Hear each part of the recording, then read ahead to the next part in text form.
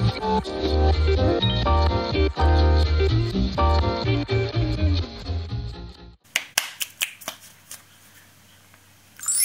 hello there, it's Greggy Soriano, and welcome to another episode of Greggy's Digest.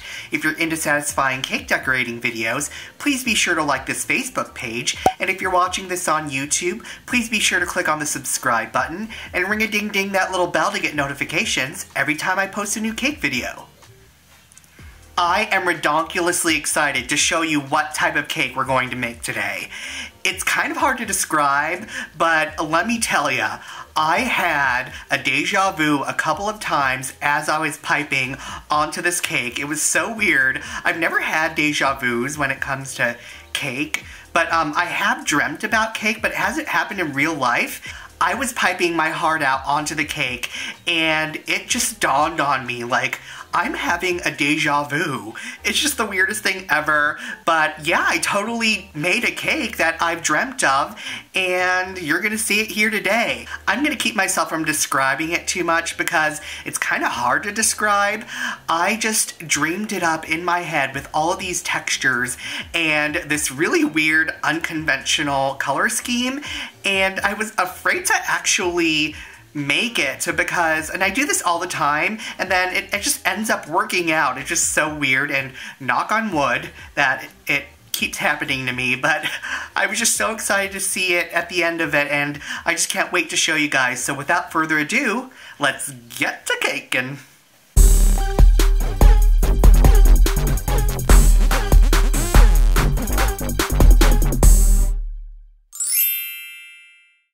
First, we're starting off by crumb coating and vinyl coating an 8-inch, 6-inch, and 4-inch cake 5 inches in height.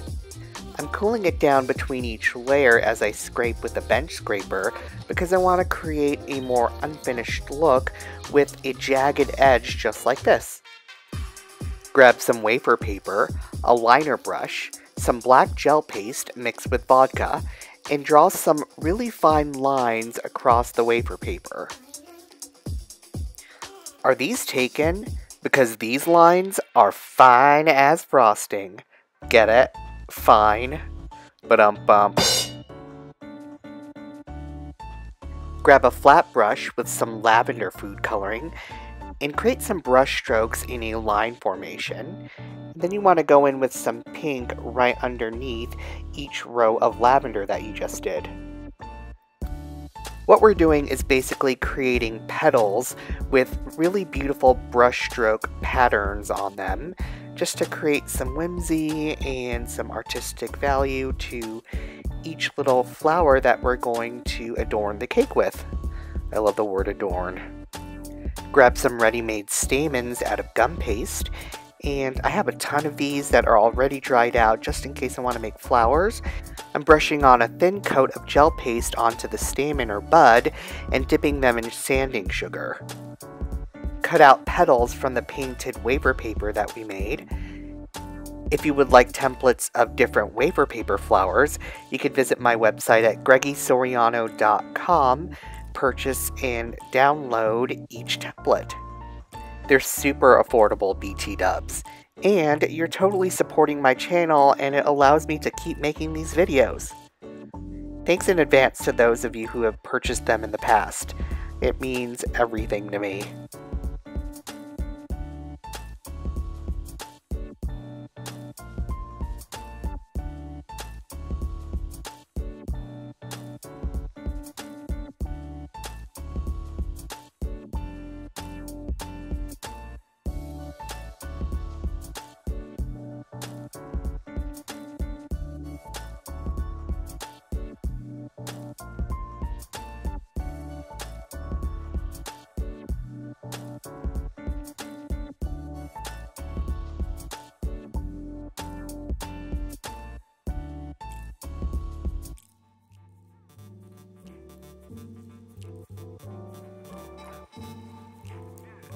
With the number 1 tip in royal icing or buttercream, create some stamens just like this.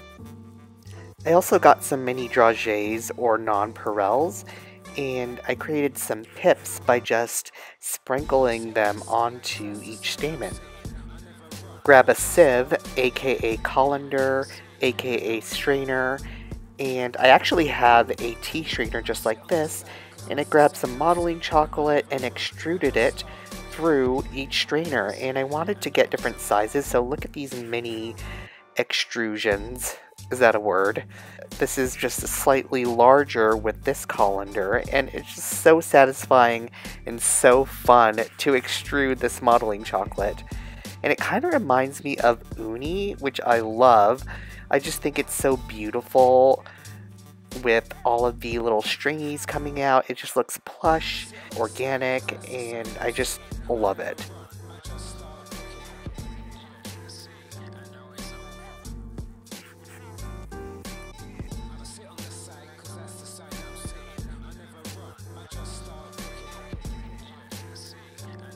I've cut out some wafer paper in organic shapes and grabbed some nonpareils in a gunmetal gray, and I'm spreading a generous coating of gel paste and sprinkling a generous coating of the dragées or nonpareils.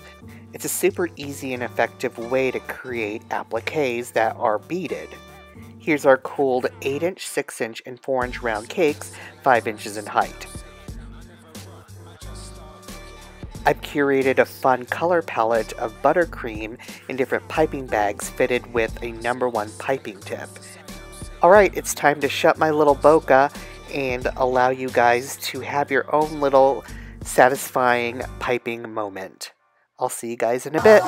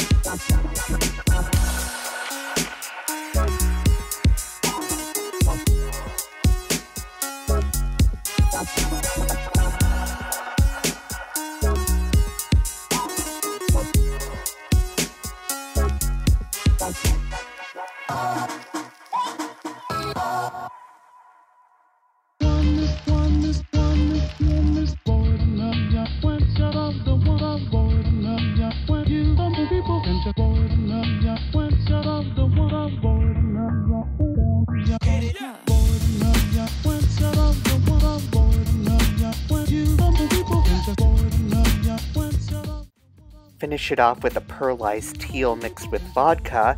And what this does, it creates a lot of definition and depth with the metallic and the pearl mixed with the matte, with all the texture. It just makes me so happy seeing it all come together. And I'm also using gold mixed with vodka as well.